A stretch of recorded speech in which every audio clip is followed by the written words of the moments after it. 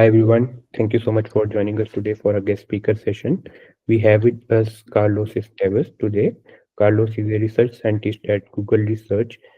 Carlos completed his PhD in and information sciences at University of Pennsylvania.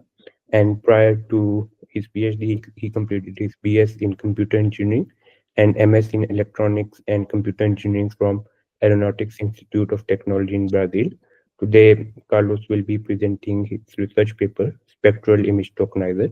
Thank you so much for taking out your time, and I'll pass it over to you. Great. Thanks for the introduction. Thank you for the invitation. So this is great. All right. So today we're going to talk about spectral image tokenizers. This is joint work with my colleagues, Suhail and Amish at Google Research.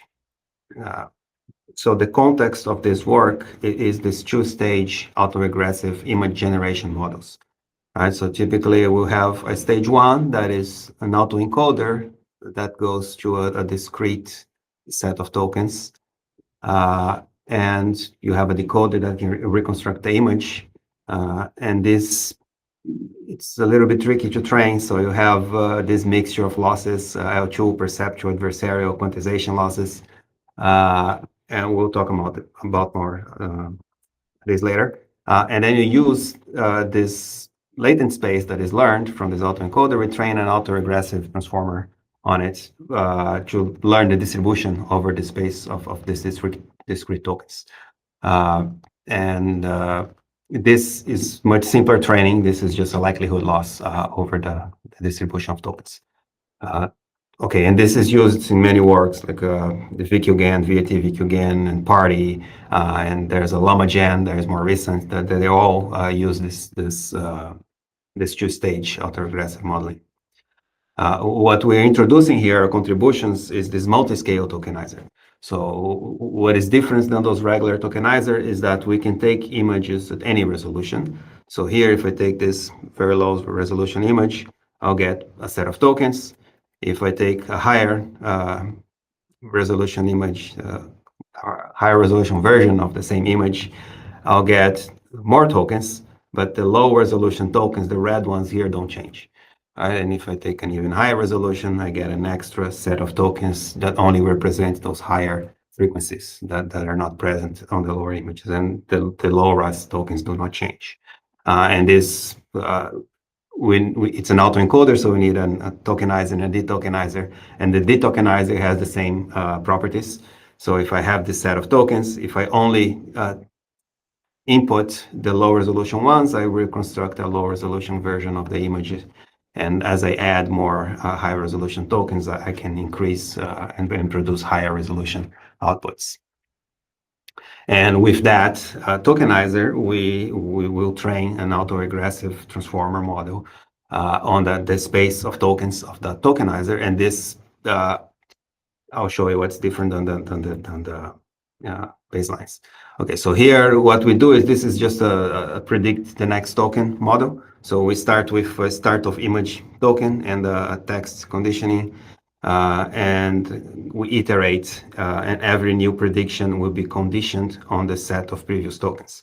So this is really standard. What's different is that once I have all the tokens of a low resolution, I can detokenize and I can produce a low resolution version of that image, right? So this is what previous models could not do. And then we can iterate again for a few more iterations. We get the tokens for the next scale, so we can produce a higher resolution image. And for the tokens of the next scale, we can produce the highest resolution. So this is basically what we're doing. And then there's some capabilities that these models have that prior model did not have. So one is kind of obvious. So since we can generate coarse versions of the final images, one application is that we can just quickly generate a bunch of images for a given token, and then we choose the lower resolution ones that we like the most, and then we can regenerate more tokens only for that one. So this is for efficiency, right? Typically in this image generation, texture image models, you don't get what you want on the first try, right? You have to try many times, and choose the best image that you want. So here is a way to maybe make this more efficient. We can produce lots of low resolution images, and then you can pick the ones that you're going to continue the generation. All right, so given that I like this dog the most, we take those tokens that are already produced, and I can just continue and generate new tokens conditioned on them to get a high resolution version of that image. And another application is upsampling. So this, remember, this model, we train only with that likelihood loss, right? It's only predicting the next token based on the previous. And we get some applications for free. For example, upsampling, right? Imagine we have this very low resolution version of a cupcake, and we can apply our tokenizer to get a set of discrete tokens. And now I can apply my generative model with a prompt to get the corresponding high resolution tokens conditioned on the low resolution. And then if I detokenize, I can get a higher resolution version of that input. And this is kind of for free, given that we trained that generative model on the space of tokens. And another application is image editing. So in this case, I have a high resolution image here. I will tokenize it. I'll throw away all the high resolution tokens. And that means I only have this low resolution here. If I decide to detokenize it, I'll get a very coarse version of that input image. So it's a low pass filter. I'm low passing the image here. But now I'm going to use my generative model conditioned on those low resolution tokens with a different prompt. So this was a cat, and now I put a prompt that is a dog. And I generate the high resolution token. So I'm kind of editing and transforming this cat in this dog, right? By only changing the high resolution tokens and keeping the low resolution ones fixed. Right, now let's talk a bit more about how this works. So previous slides were just motivation, what can we do with it? Now we're talking about how it works. So this is how prior work works. Right, they will have typically, I'm focusing here on the VIT versions of this tokenizer. There are convolutional versions, it's not too different. But on the VIT version, you're going to take, you're going to patchify your images, right? Each one of these patches will go through a linear map, and that will make a sequence that goes into your transformer. Then you have a set of discrete tokens, and then you go through a transformer decoder. The major difference of our work, right, the basic contribution here is that instead of tokenizing in spatial domain, instead of tokenizing in pixel space, we're going to take patches from coefficients of a discrete wavelet transform. We'll talk a bit more about this later, but this is basically the change is this, right? Instead of taking patches in pixel domain, we take in spatial domain, we take patches in spectral domain that are coefficients of the wavelet transform. And then we have also a transformer encoder, but now the transformer is going to look at this sequence of wavelet coefficients. We have a quantizer, but now the property is that these tokens are not all the same. They're not all from the same distribution. Each token corresponds to some frequency of those wavelet coefficients. And then you have a decoder, the same as we had before. Just another view of the same problem. We have slightly more difference. So the quantizer here is different for each scale, right? So this is, I marked here one scale in red, one in green, one in blue. And these tokens, these patches, they have very different distributions, right? So it makes sense to have different codebooks for each scale. And another difference is that in the transformer itself, right, in the layers of the transformer, we can also unshare some weights in these layers, taking into account that these tokens come from very different distributions. And there's one more detail here that the scale calls of self-attention that I'll talk more about later. Okay, now what's the discrete wavelet transform? This is, I'm showing here the simplest case of the wavelet transform. This is the high wavelet. So the high wavelet is only these 4 filters that we see here for 2D. The first filter, this is a convolution, right? I'm showing just convolution filters. So this is just an averaging filter, right? Once we normalize. It will take the average of each 4 pixels to get a pixel in a lower resolution. So this is an average pooling, and this is what we call the approximation coefficient. So the approximation coefficient is just a low resolution version of your image.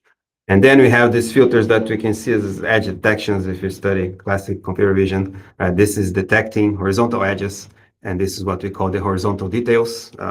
If you can see here, the resolution is good enough, you can see that it activates where you have some edges, some horizontal edges here in the image. This is a vertical edge detector, then it activates on the vertical edges, and this is the diagonal, so it activates in diagonal edges. So this is, and then we call the details, right? These are the wavelet coefficients. So it's very, very simple. And we can arrange our image. So the images that I was showing before was like this, was just arranging the approximation coefficients on the top left, and then horizontal, vertical, and diagonal. Right, and this is one step of the wavelet transform. What we do to get more coefficients, we just recursively apply it again on the approximation coefficient. So it will look like this, right? For the second level, my approximation gets smaller, and I get more details here, different details, right? And these are looking at edges on different scales of the image, right? You're looking at the details at different scales. And we can apply it again, until we get tiny approximation, a bunch of details here. Some crucial important facts here. The result of this transform is exactly the same number of pixels or the same number of coefficients as we had pixels in the image. And if you look closely here, these very smooth gray areas here, they're zeros, right? These coefficients, they are sparse, right? Because most of your energy of the image is in the lower scales, in the lower frequencies.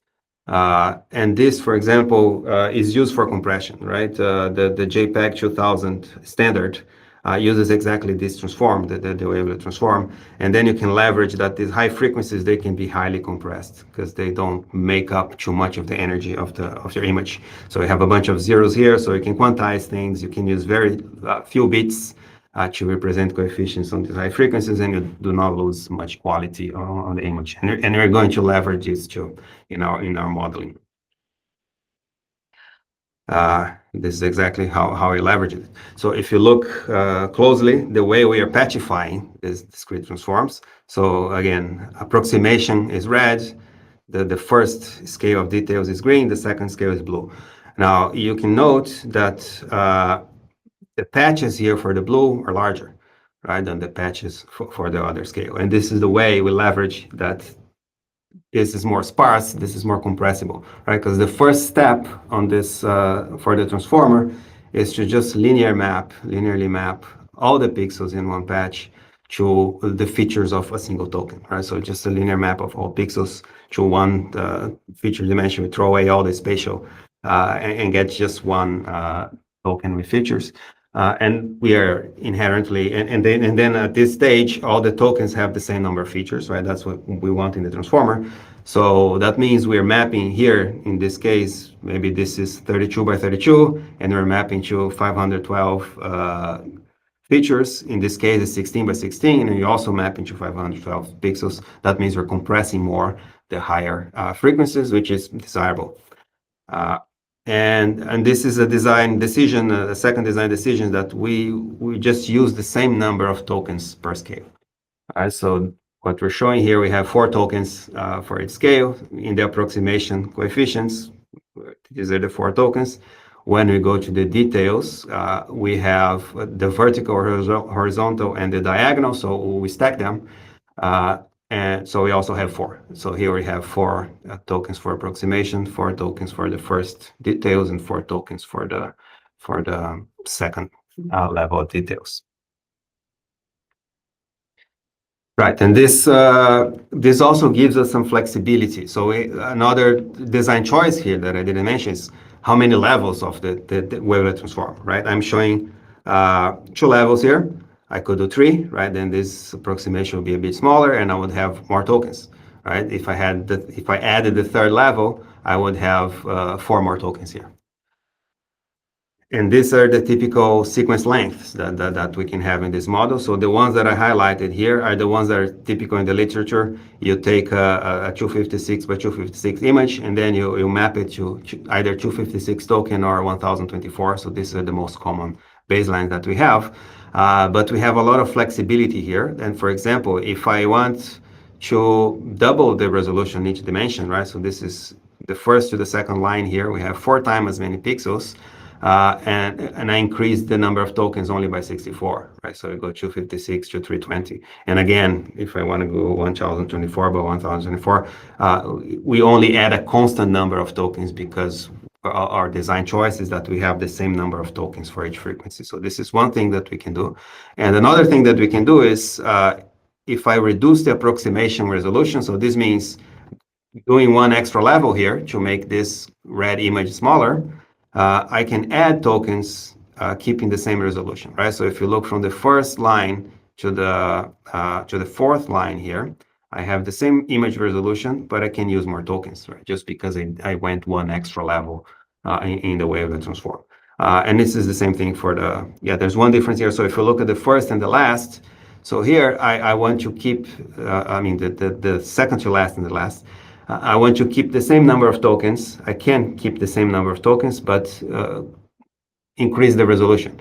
And all I have to do is I do one fewer level of the wavelet transform, right? So instead of my approximation resolution being 16 by 16, it could be 32 by 32. And then I can double my input resolution, keeping the same number of tokens. So this is very flexible. The way the number of tokens that we want to use depends on the number of levels of the wavelet transform that we apply. Right, and then we're starting to explain how do we achieve that multi-scale properties, right? The key here is that if I have an image at a high resolution, I have this 4 scales here, or this 3 scales here. If I take a version of it, a downscaled version of it, I'll have only 2 scales, but these coefficients are the same, right? Everything on the green and the red here is the same as on the high resolution. So going an extra level of resolution image, we're only adding details at the highest frequencies, right? That means that the input patches to the transformer, the red and the green, will be the same for these 2 models. I'm only adding the blue here. And if I want the output of the transformer, right, the actual codes, if I want them to be the same, I need the transformer to be scale causal. So this is what we define here. We need this blockwise attention. So I cannot let a low frequency depend on a high frequency in this tokenization process, right? So the inputs will be the same. That's a property of the DWT. But if I want the outputs here, these tokens to be the same for the low scales, I need a blockwise attention. I cannot let low resolution tokens look into high resolution tokens to decide what encoding is. Right, now let's talk about some ways of doing generative modeling, right? This is like the most popular method nowadays are diffusion models, right? And this is when you iterate a diffusion model, you're removing more and more noise at each step. What we are using here is an autoregressive model, but it won't look like this, right? So this is the initial autoregressive models. What you do is you rasterize your image. So you have a sequence that goes line by line. And then at each step of the autoregressive model, you're kind of learning another block of this image, right? Another patch line by line. And an improvement upon that was this masked transformer like maskit and Muse. And they will randomly sample patches every iteration. So you can predict all the patches and then keep the ones that you like the most. And then on the next iteration, you'll use the ones to condition the rest of the image. So you kind of randomly, each step adds a bunch of random patches. And what we're claiming here is that, so the autoregressive transformers, they are very enticing, right? Because they're just next token prediction, transformers for next token prediction in an autoregressive way. So this is what LLMs do. So this is very successful. We have amazing models that can do this very, very well. And we would like very much to use that for images. And this is also ideal for multimodal applications, right? If I want to mix modalities, so if I want images and text, right, it makes sense that have everything in the same autoregressive model. But I think one of the big problems with these models, and maybe that's why they're not very popular, is that the condition on the next token prediction is not ideal, right? If you see in this step of generation here, I'm looking at this partial image of the cat, and I want to predict this little patch here. So there's not much here to condition on, right? We don't even know it's a cat at this point. So this, I think the conditioning is tricky. That's probably the downside of these models. And then on the other hand, the diffusion model, this is what the conditioning looked like. So here you clearly see this is what the model is taking. It's a cat. There's some noise, and you remove the noise. So this is, I think the conditioning here is much better. But then the architectures are not, right? This is not an LLM-like architecture. They have specialized architectures for diffusion, and then you have to worry about noise schedule, and there's a bunch of tricks for training these things. So I think this would be the downside. What we are proposing here is, I think it could be the best of both worlds, right? It is an autoregressive model, so it's an LLM that we can apply here, but the condition is much better. So in one step of our model, this is what's happening. You can see, if you look very closely, so this is actually a GIF. So you can see that this is changing. We are looking at this whole coarse version of the cat, and we are predicting the details in some localized part, right? Because the wavelet transform is localized both in frequency and space, right? So every coefficient that we add is kind of improving or adding dimensions or adding a resolution to one small part here. Right, and this is the claim. I think we have a conditioning that is as good or could be even better because there's no noise here, right? This is just a coarse version of the image. I think the conditioning could be better than the diffusion model, and the architecture could be as good as the best architectures that we know of, the next token prediction transformer, the most successful models that we have. And I also want to highlight, there's a blog post, a recent blog post by Sandy Lehman, where he's showing that diffusion is in fact a form of spectral autoregression, right? If you look at the spectrum of the images with the noise added, the diffusion models first need to learn the low frequencies, and as you iterate, is learning high frequencies and high details. That's because the noise will destroy the high frequencies first, right? And then when you remove the noise, you get the low frequencies. Right. Let's talk a bit more about some related work here. I'm already talking about this, right? We have this diffusion models versus autoregressive for image generation. About 2020, 2021, I think people were doing autoregressive. There was the VQGAN, there was Party, that was very successful. Then suddenly everything was dominated by diffusion models for 2 or 3 years. But I think nowadays we're seeing more and more papers coming that are purely autoregressive.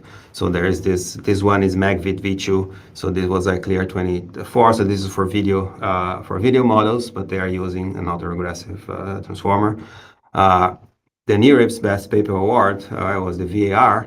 So this one was using, is also autoregressive transformer for image generation. And there's a Llama for a Llama version. This is one archive 2024. And this is a very nice paper. They did lots of hyperparameter tuning, figuring out what's the best way and what are the best hyperparameters for loss and number of patches and all of that.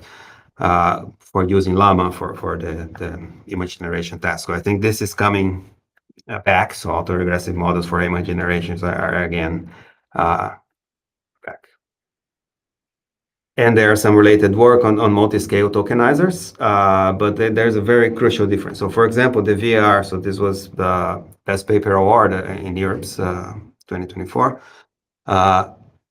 They do autoregressive image generation, and they have a multiscale latent space. But the crucial difference is that the multiscale properties are done in latent space. So these models, you take your image, you have an encoder, now you get some features, and you apply something in these features to make it multiscale. So the residual quantization means you take you quantize, you have some code, right? You have some feature, you quantize it, then you take the residual of that feature, and then you quantize the residual, right? And the way to build the feature back, you sum it up. And that's kind of similar than what we're doing, right? We have the first would be the approximation, right? That's the first code that you get, and then the residuals are the details, and the details have more and more high frequencies, but this is in latent space. The encoder and the decoder on these models, they only have they only see a fixed resolution image. So they're not truly multi-resolution in image space. They are multi-resolution in the latent space. So and that they show that this helps for the generation, right? When you train a generative model in this latent space, this is helpful. But since the encoder and the decoder are fixed resolutions, they don't have these properties, right? They're not truly multiscale. You cannot take images at any resolution, produce images at any resolution as our model can. Right, just some implementation details. So the models themselves, they're based on the VAT-VQ GAN. So the transformers in the encoder, decoder, the losses, all of that were based on the VAT-VQ GAN. The differences is, we mentioned some of those before. We can separate, we can unshare some parameters because the tokens come from different distributions, right? Each patch that we take, each scale has a very different distribution than the other. And we did need a few tricks for this to work. So the entropy loss, this is when you have the quantizer, you want to encourage the codebook to be utilized, and you want to encourage the match. We want to encourage a good match between your feature and the quantized value. You don't want to have many possible quantized values in the same. So you want that to be sharp, but you want the whole codebook to be used. So an entropy loss enforces these two terms, and this is also unclear. Many papers used it, many papers do not use it. In our case, it seems to help. And another thing that is particular to our case, so if we train these models with the same loss weights, the relationship between the adversarial loss and the perception and the L2 loss, it doesn't converge, it diverges because of the discriminator. But that I found that we can just use the spectral normalization on the discriminator, and that fixes it. So this is from I worked with many years ago, 5 years ago. It was a method of stabilizing GANs training that came up, and this seems to fix the problem that we're having here. So the autoregressive transformer, this is based on party, and this is almost exactly the same as party. We just have different token embeddings per scale, and that's the input to party would be the discrete tokens themselves. So the first step is to embed them to some features. And since each scale has a different distribution, we also have different features for different distributions for party. Right, some results. This is the tokenizer reconstruction. So I just want to bring the attention here. So we don't have time to see all the numbers here, but each resolution, so we're doing the multi-resolution evaluation. And one property of a model is that if the resolution is lower, we have fewer tokens, so it's much faster, right? So if you look at the last one here, is like maybe 5 times faster than the baseline. And then the performance is also better because we are naturally multi-resolution. In this case, for the baseline can only see one resolution, right? So if we have a lower resolution input for the baseline, we just upsample it to the baseline resolution and encode it, and then downsample it, and then compute the losses. So that's not good for performance, right? Because the baseline was only trained on a single resolution, so it cannot really learn high scales. And similarly for the generation, so there's a gap. So this is if we compare under the same conditions, right? We do a little worse here. We have better numbers now. So this was the numbers, the published numbers. Now we are the same as the baseline for the multiscale regeneration. But then again, for the autoregressive, I think this is maybe more striking, right? If we reduce the resolutions, it's a direct. We have fewer tokens. Sequence length is smaller. These things scales like the square of the sequence length. So it gets much faster, and we use much less memory. So this is like we are maybe more than 20 times faster than the baseline when you go to low resolutions. And then this gap here also reduces, right, when you are in generating low resolution versions of the image. Now some examples. Remember, this is the smallest actually. So this is part 350 million parameters. So this is the smallest possible model that we can use. And these are some examples, and this is our models. So this is 1024 tokens. So if I take the first 256, I will construct this 512 and 768, 1024. And this is how adding details as we generate more tokens with the autoregressive model. So there's a counter and some chairs. Kitchen. And this is the upsampling task that I mentioned before. So here, this is the given. Imagine we're given this image. So this is 32 by 32. So I'm just blowing it up here so we can see the lack of details. Here is what we upsample, right? This is our upsampling of this image by applying our autoregressive model to generate the high resolution tokens. And this is the ground truth, right? So we can see can generate some pretty good images for given the low resolution tokens. This is a teddy bear, the same thing. So this is what's given. This is what we produce. And the last one is the ground truth. This is a giraffe, input, generation, and ground truth. And this is same thing, but now the inputs are even lower resolution. So this is just a 16 by 16 input. And we can just generate the missing tokens at high resolutions. So the middle one is our prediction. The last one is the ground truth. So motorcycle, that's a train. That's a pizza. Yeah. Right. So this is the editing experiments. So this is the input. This is the conditioning and the prompt. So here we are downsampling to 16 by 16, right? So it's the same, roughly the same as what we had in that upsampling task there. So we take only the 16 by 16 low tokens corresponding to the 16 by 16 approximation, and then we generate the next tokens with a different prompt. So this is cat to dog. This is like a giraffe to a crawler crane. And this is a pizza to a cake, right? And a pizza transform into a cake just by changing the high frequencies, right? So the lower scale is the same. So if I take this image and I downsample, I get the thing in the middle. If I take the input and then downsample, I get exactly the same thing. And this is by design. And this is another example of that cat. So we're just changing the prompts here, right? So these tokens are the same. The low resolution tokens are the same for all these 4 images that we see here. I'm only changing the prompt on the generation. So we can turn the cat into a dog, a tiger, a lion.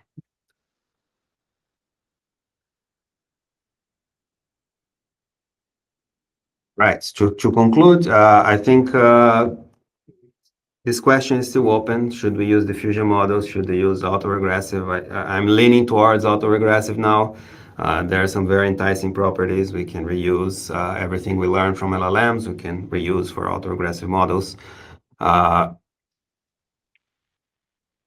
still, I would say the state of the art, it's still diffusion, right? The way they scale and in practice, the way they're deployed, I think people still use diffusion. So I think, but autoregressive models are a very promising direction. One issue, for us to get these multi-scale properties, we need that scale causal attention. right? But if we look at the table that I showed, the tokenizer accuracy, the scale causal attention actually reduces the tokenizer accuracy, right? It's better if you let low frequencies see high frequencies when you are encoding and decoding, the results are better, right? This extra information seems to be helpful, but then we don't get all these properties that we want, right? We cannot have this truly multiscale properties if we have the scale causal attention. So this is kind of unfortunate. And the third point here. So we can train a tokenizer that is better in accuracy, and this is kind of what we showed you.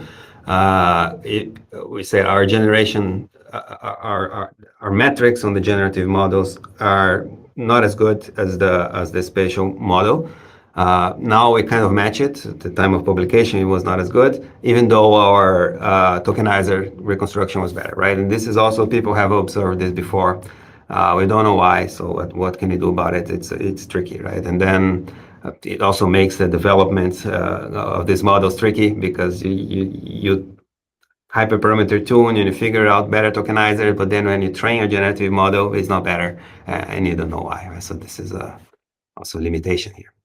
Another limitation is we only use the smallest party model, so that's why you will definitely see much better looking textual image generated images than the ones I'm showing here.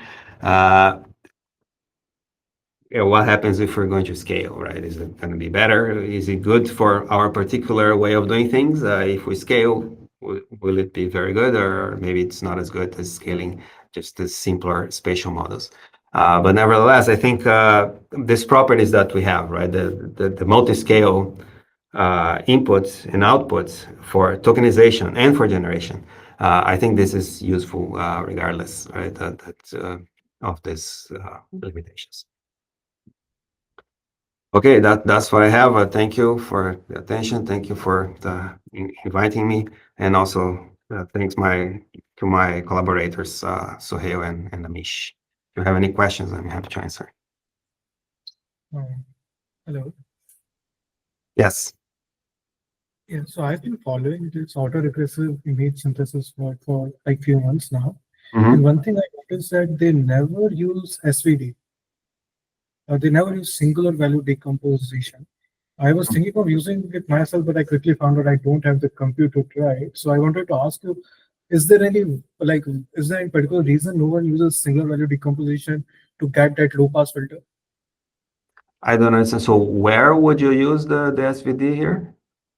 As a low pass filter, essentially, like getting the low frequency data. Yeah. But for images, I don't know if that makes much sense for images, right? The low pass.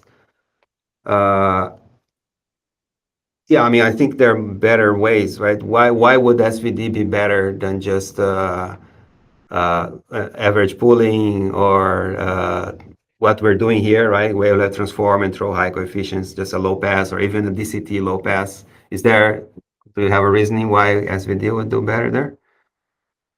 No, I don't have particular reasoning. It's just similar to SVD. You can have like more and more singular values, right? Yeah. So it's like anyway, you can have as many definition you want from autoregressive model. Like that's a property you guys in your paper have too, like in Wavelets you, but SVD have that property too. Yeah, I think you're talking about using that on the images themselves, right? I think yes, like predicting that's not values. First, it would be very, very expensive, right? SVD is not that cheap to compute, and you have large images. I think that would be one problem. Okay. I think that if you want to split an image in different scales, right, the wavelet transform would be the best, and this is what we're using here. Okay. Why is it better than other things? So so one alternative would be the DCT, for example, right?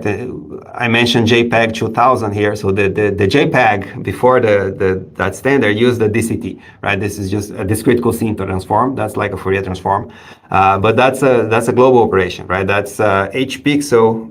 So each frequency, each coefficient on the DCT depends on the whole image, right? So you're not really splitting the image in different frequencies. So that would be much trickier to work with. So the wavelet transform we have, it's localized in both space and frequency, right? So each coefficient of my wavelet transform corresponds to a specific location in the image at some specific scale.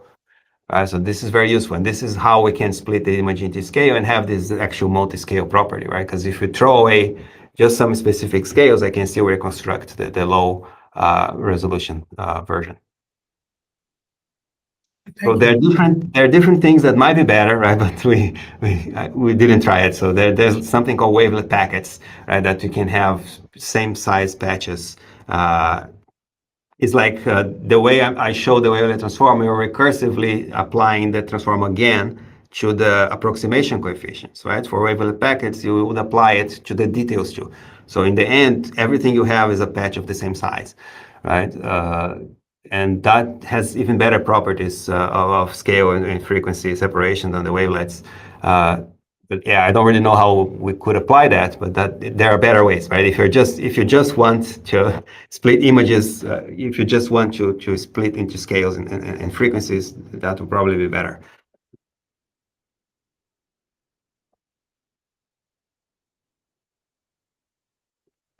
Thank you. Yeah, welcome.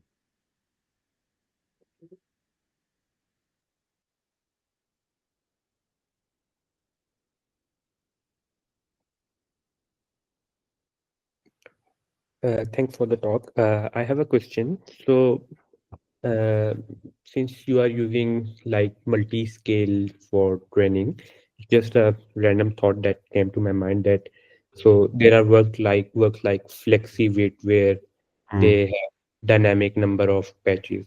So, do you think that kind of technique can help here more in terms of results using dynamic patches for like multi-scale? Yeah, so here the multi-scale, so yes, yeah, we know FlexiVid, so we did, so yeah, we look into it. We don't need to train. So I think the interesting part about this model is that we don't never train with different scales of images, right? We can train at fixed resolution. The model itself, we split that into scales and you learn each scale separately. Right? So we don't need to worry about the different size, and we don't need to train. So this property is not trained. It's not a trained property, right? It's by design, right? That the model will take multi-scales. We'll learn the multi-scale separately.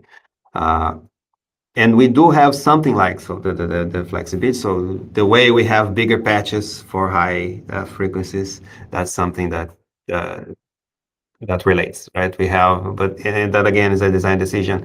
And maybe the interesting thing that we could do is like that we could be even more flexible, right? Following some of the ideas, because right now things are kind of powers of two. Right, so our patch sizes are always power of two, right? So when I say I have a bigger patch at the next scale, that means it's 2 times each size. So if I had 8 by 8 in one scale, I'll have 16 by 16 in the next scale, and I cannot go around that. With flexibility, they have some ideas for that, right? We could just resize something and have some arbitrary patches. Yeah. Yeah, great. Thanks. Yeah, and there's also the question of position encoding. So I think we could borrow something from that too, right? Right now the position encoding is really simple. We just give a different embedding for each element of the sequence. We could also take into account the spatial relationship between the scales, right? We haven't done that yet, so that would certainly improve things. I think there was a question.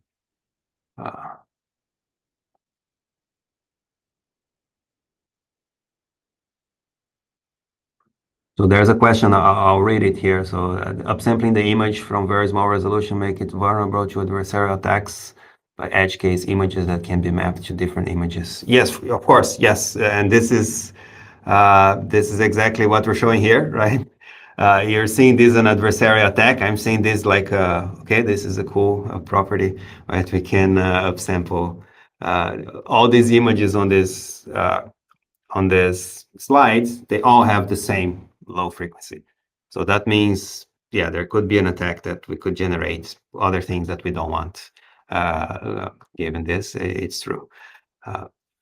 Yeah, on the other hand, so there was a CVPR paper that was doing like some very interesting things, like the puzzles that you have a puzzle and you can make two different images of a puzzle and can create those things with the fusion model. So I was thinking we can do something like that with this model too, right? We can have two images that when you downsample, they look the same, but they are very different things.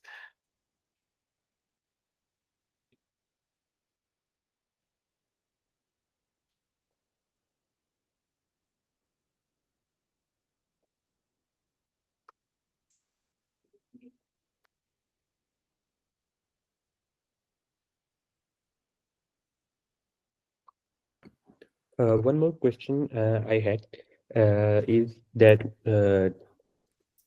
what are some of the data set statistics on which you train this model on?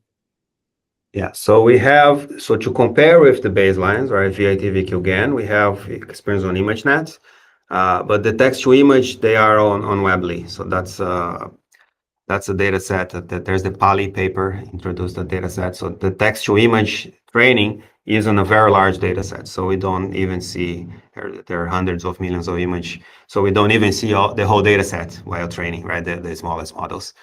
So that's where the text image is. But for comparison with baselines, we also train on ImageNet. And then it's tricky, right? So these models, they're very sensitive to hyperparameter changes. So it's kind of tricky to train. And on ImageNet, since it's quite small, it's even trickier because then you have to worry a lot about regularization and like dropout and weight decay and how do you tune that. When you go to these very large data sets, you don't have to care about these things, right? Or even data augmentation, how do you crop, how do you resize the input? So for ImageNet, everything is very sensitive. So it's kind of hard to get the best performance that other papers have shown. Right? You have to do a lot of work, hyperparameter tuning. But for the text image, if you have a very large data set, you don't need that.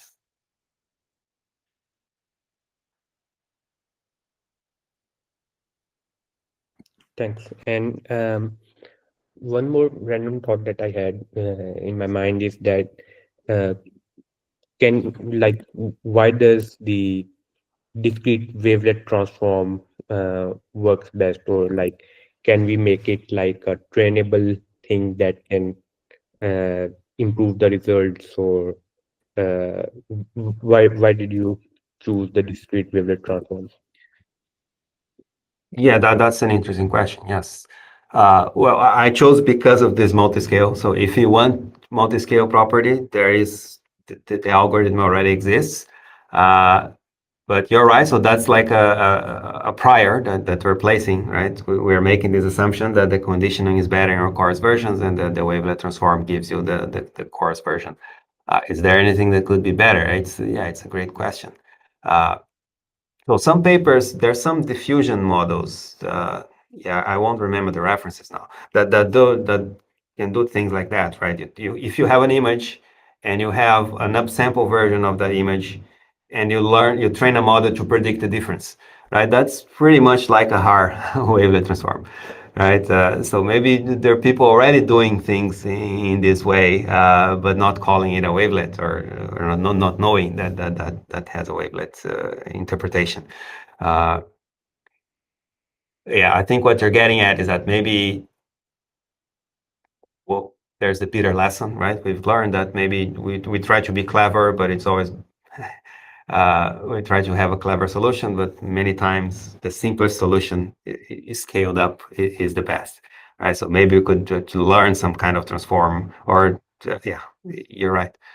It could be something like the swim transformers, right? I don't know if people have done that.